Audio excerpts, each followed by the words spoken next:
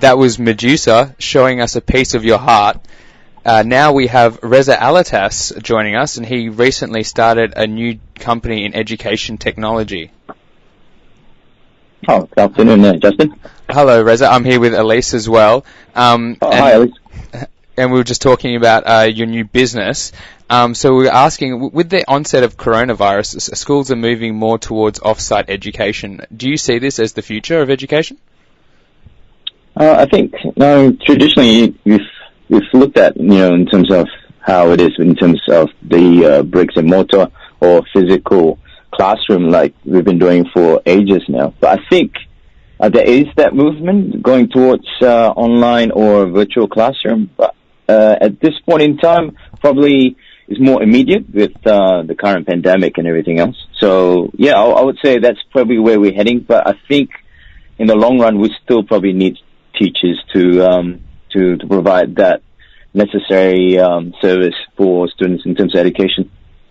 And you've worked in the classroom yourself. Do you prefer online learning or classroom interaction? Yeah, that's true. I've been doing it for probably about 20 years until recently. I think with regards to, as myself as a teacher, yeah, I prefer to have that one-to-one. But with modern technology now, especially online, it does have that interface. You can still interact with the students. You still can have that group interaction online. It won't be the same as in physical face-to-face, but that particular form of teaching and learning still, under that umbrella of education still exists though. And looking internationally at other countries and how they're using technology and incorporating it into their education, are we behind them, Australia?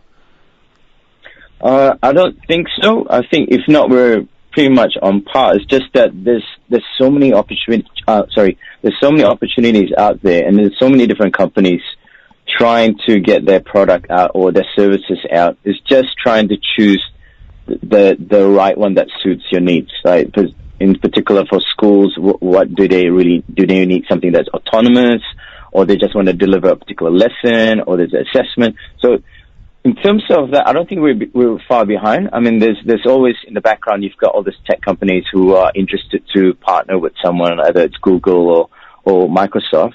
But in terms of what's probably behind is probably the schools are not quite prepared or not too sure about which particular tech companies or service providers or solutions that they might need to optimize the learning. I think that's probably the only thing that's we're a little bit lacking in that sense. And so how can people start preparing to move towards online learning? Like, what technology do you think they need? All right. Obviously, the first thing they have to look at is the human aspects of it. Like, do you have the number of staff who have expertise in terms of tech or online education? Do they have that first? Do they have that skills? Because that's the most important part. There's no point throwing all the text to teachers or educators and they can't grasp the idea or even master those skills yet. So that's the first thing you need to look at. After that, you probably need to find out what's suitable, what's customizable according to your institution or in terms of the school, or in this case, maybe even parents if they're having distance education or online teaching or homeschooling, because there's a number of kids who are actually homeschool as well. So from then they have to decide, all right, which one's best fit. And then obviously one of the big ones is a big factor, but nobody likes to talk about it, is the cost. So those are the things that they probably have to look at before they can actually pursue a particular delivery for their lessons or their classes. Thanks so much for joining us, Reza.